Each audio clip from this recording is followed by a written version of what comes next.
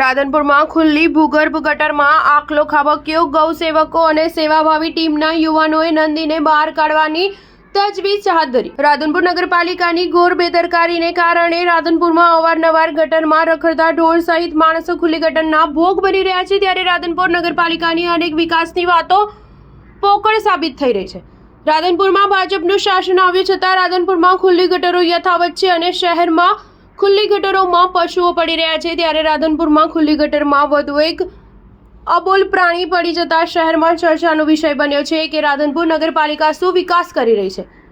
વિકાસની વાતો કરતી ભાજપ સરકાર 2 મહિના સત્તામાં આવ્યા બાદ પણ શહેરમાં કોઈ ખુલ્લી ગટરની વ્યવસ્થા અંગે ઢાંકણા ઢાંકવાની કવાયત હાથ ધરાઈ નથી।